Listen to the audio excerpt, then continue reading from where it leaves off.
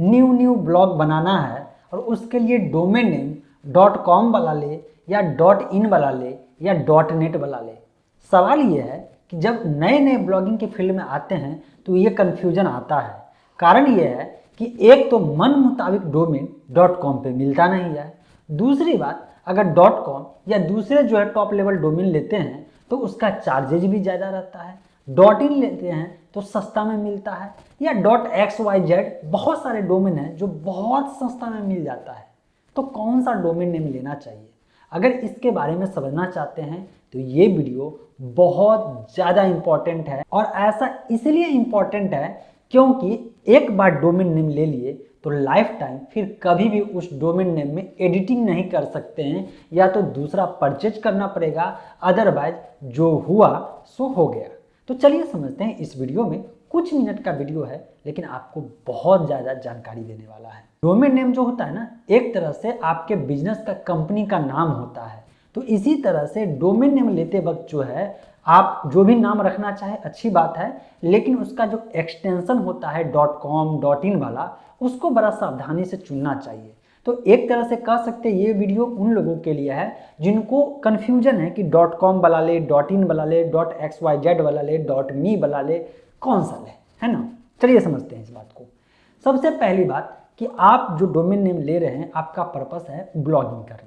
और जब ब्लॉगिंग करने चलते हैं, इट मीन्स ये होता है कि हो सकता है आप उसको एज ए कैरियर के रूप में, हो सकता है आप इसको एक बिजनेस के रूप में जो है इसको आगे ले जाने की सोच रहे होंगे, मतलब प्लानिंग कर रहे होंगे।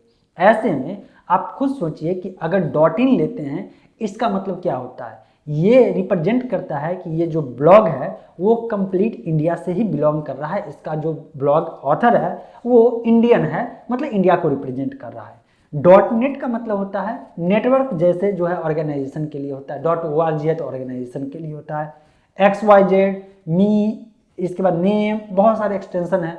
इसका तो अलग अलग मीनिंग होता है, अलग अलग पर्पस होता है। लेकिन यहाँ पे आप ब्लॉगिंग कर रहे हैं और सोचिए कि पड़ोसी देश वाले जो है आपके ब्लॉग को सर्च में देखा और ये सोच करके आपके ब्लॉग पे नहीं गया। आपके ब्लॉग पे आर्टिकल, कंटेंट बहुत वैल्यूएबल है, बहुत इंपॉर्टेंट है, जो कि अगले को बहुत फायदा दे सकता है, लेकिन सिर्फ इसलिए नहीं आया क्योंकि उसने देखा कि ये डोमेन नेम जो है ये किसी और कंट्री को रिप्रेजेंट कर रहा है।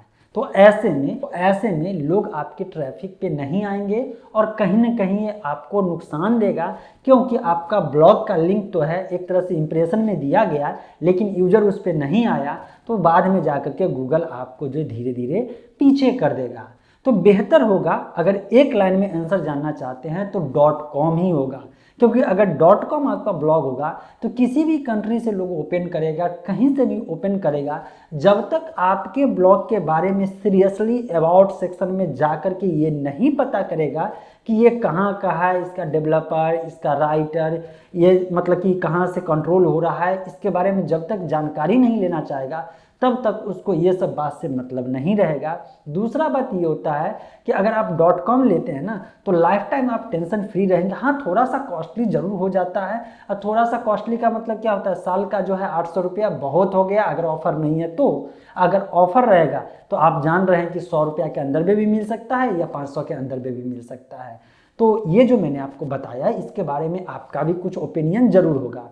अगर है तो कमेंट में लिखिए, और नहीं कंटेंट बढ़िया लगे तो लाइक करिए, और न्यू है तो नोटिफिकेशन बेल आइकन को प्रेस करके रखिएगा। जैसे ही ब्लॉगिंग से रिलेटेड नया वीडियो अपलोड होगा आपको तुरंत जानकारी मिल जाएगी। मिलते हैं फ्रेश और अपडेटेड इन्फॉर्मेशन के साथ नेक्स्ट वीडियो।